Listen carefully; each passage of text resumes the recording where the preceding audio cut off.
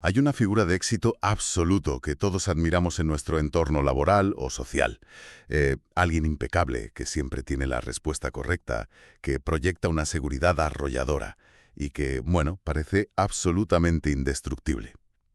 Pero resulta muy paradójico cómo, a menudo, esa misma imagen milimétricamente perfecta que construimos para triunfar se convierte en la jaula exacta que nos asfixia por dentro. O sea, se invierte una cantidad tan inmensa de energía en proyectar fuerza que esa misma protección termina transformándose en una prisión de la que es imposible salir. Claro, es que es una de las ironías más fascinantes de la psicología humana.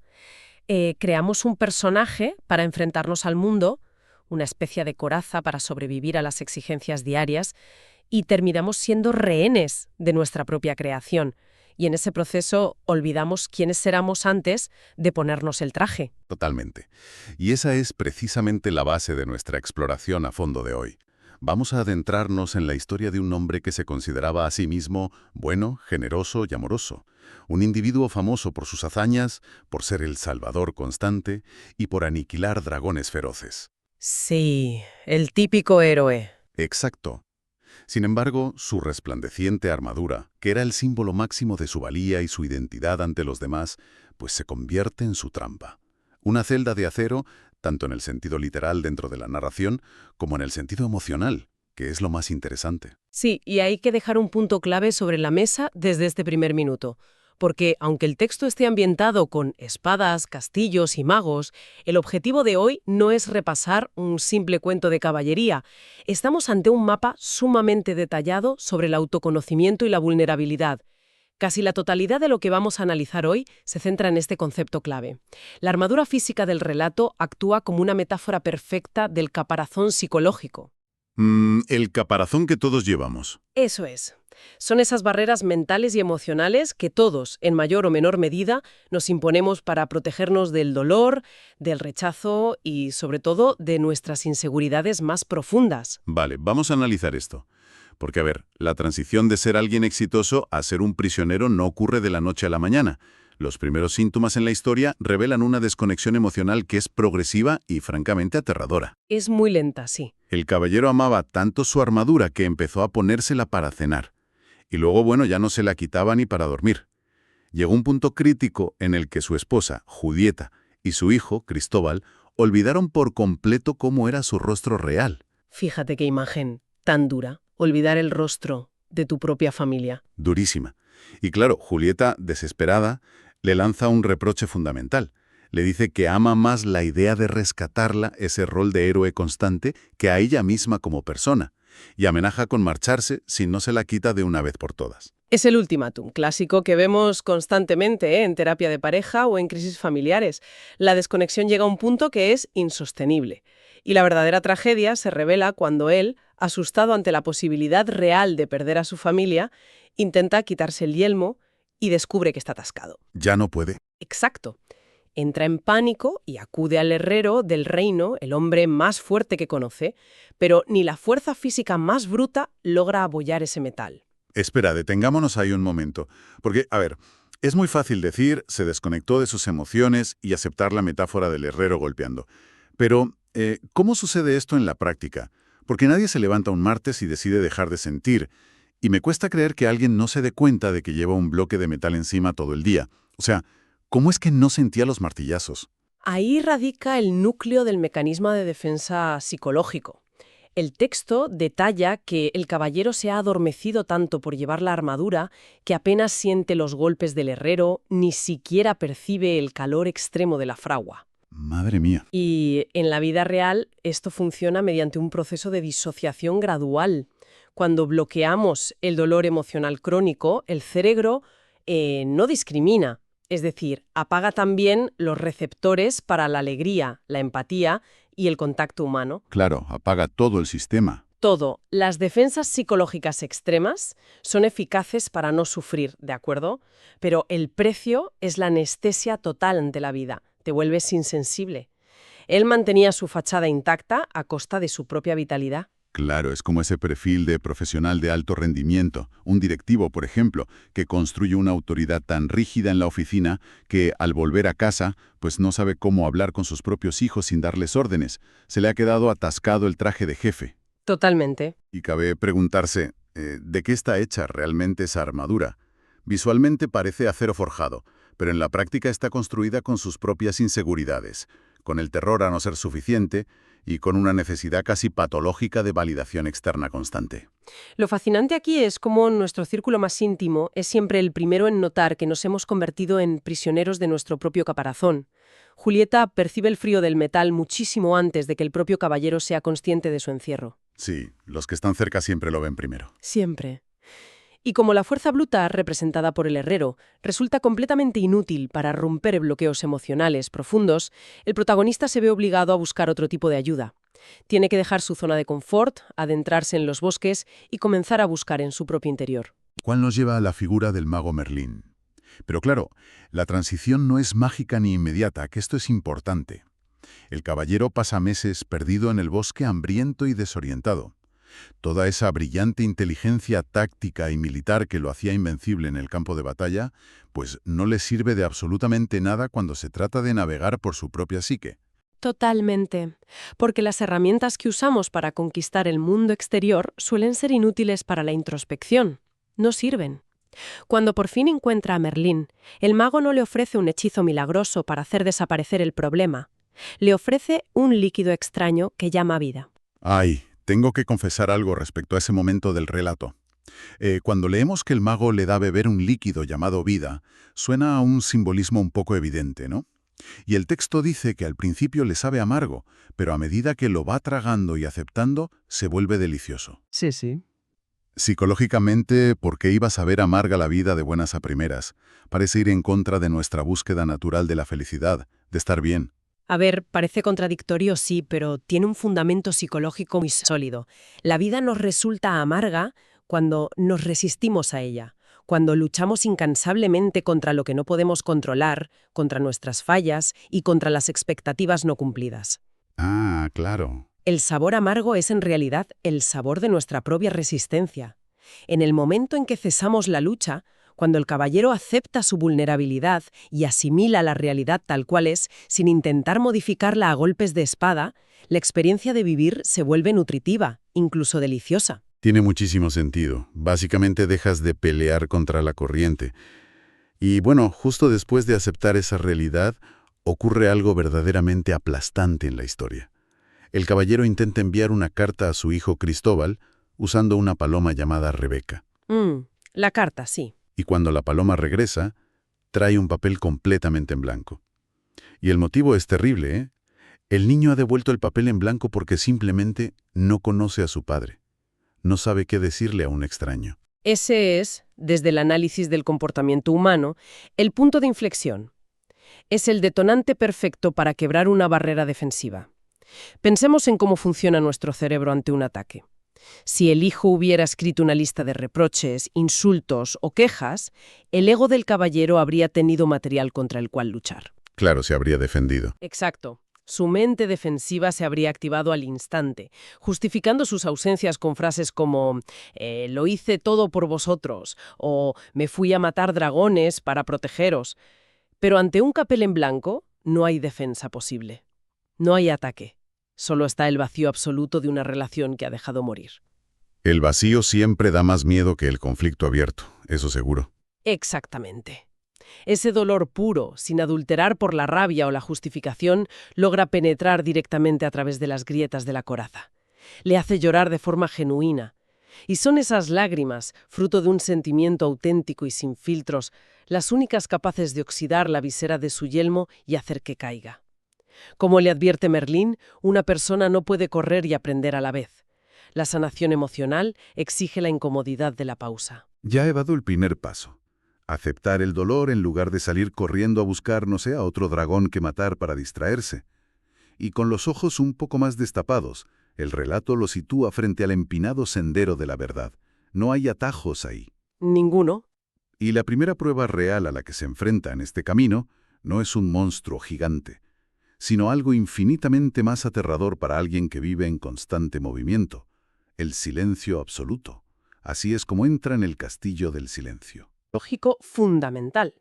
Y es que pasamos la vida poniendo barreras para protegernos de quienes creemos que somos.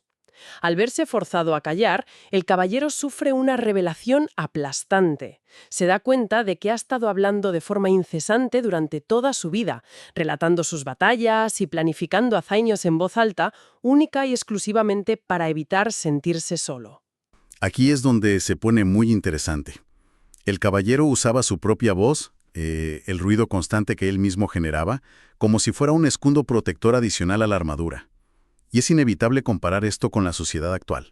Desde luego. Hoy en día existe una huida constante del silencio. Tenemos auriculares puestos todo el día, consumimos vídeos cortos de forma compulsiva, encendemos la televisión nada más llegar a casa aunque ni la miremos, utilizamos el ruido para no tener que sentarnos en nuestro propio castillo del silencio y enfrentarnos a las preguntas incómodas que nuestro verdadero yo, al que el caballero llama Sam, pues quiere hacernos. El ruido como anestesia, ni más ni menos. Al igual que él bajaba la visera de metal para silenciar las quejas de Julieta, nosotros usamos la saturación de información para silenciar nuestra propia insatisfacción. Y esto plantea una pregunta importante al leer el texto. ¿Por qué las habitaciones del Castillo del Silencio se van haciendo cada vez más y más pequeñas a medida que el caballero avanza? Es verdad, no es solo un capricho arquitectónico del cuento, ¿no? En absoluto.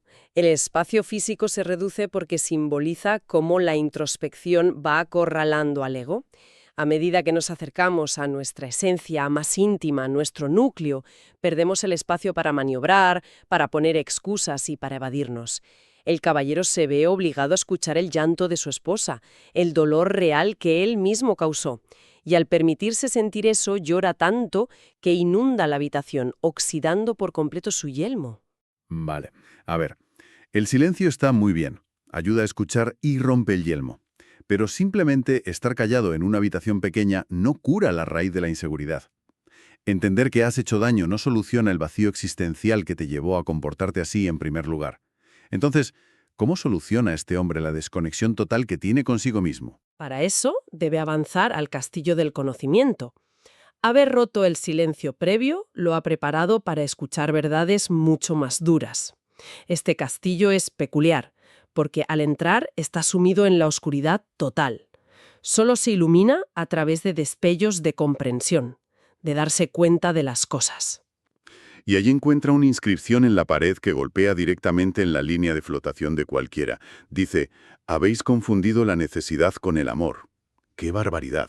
Es una frase tremenda. Obliga al caballero a enfrentarse al hecho de que durante toda su vida realmente necesitaba a su familia, necesitaba a las damiselas que rescataba y necesitaba el aplauso del pueblo, sencillamente porque no sentía ningún amor por sí mismo. Es una distinción clínica tremenda.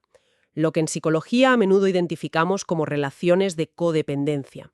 La revelación central del proceso de autoconocimiento es que resulta materialmente imposible amar a otros de forma genuina, libre y desinteresada, si no existe una base sólida de amor propio. Sin esa base, lo que llamamos amor se convierte en una transacción, en una necesidad parasitaria. Claro, yo te doy esto y tú me das aquello. Eso es. Se da protección para extraer validación a cambio. Entonces, ¿qué significa todo esto en la práctica? Es como intentar conducir un coche de carreras con el depósito de combustible completamente vacío. El caballero se pasaba los años recorriendo el reino intentando repartir amor, seguridad y heroísmo cuando su propio depósito emocional estaba a cero. Seco, totalmente. Intentaba dar algo que no poseía y, por lo tanto, cada rescate era en el fondo un grito desesperado buscando que le dijeran «eres valioso, eres importante». Y al aceptar por fin esta dolorosa verdad, el castillo se inunda de luz. Ya no ve la armadura en el espejo, sino que ve su potencial humano real, sin adornos. Exacto. Y para consolidar esta lección, el texto utiliza la metáfora del manzano que le explica Merlín. El mago establece una frontera muy clara entre la ambición de la mente y la ambición del corazón. La ambición mental es la que empuja al ego a competir. Nos hace querer acaparar castillos, acumular más caballos que el vecino, o en términos actuales, conseguir un puesto superior solo para demostrar que valemos más que los demás. Nace de la pura inseguridad. Mientras que el manzano no compite con el roble de al lado, simplemente crece. Exactamente.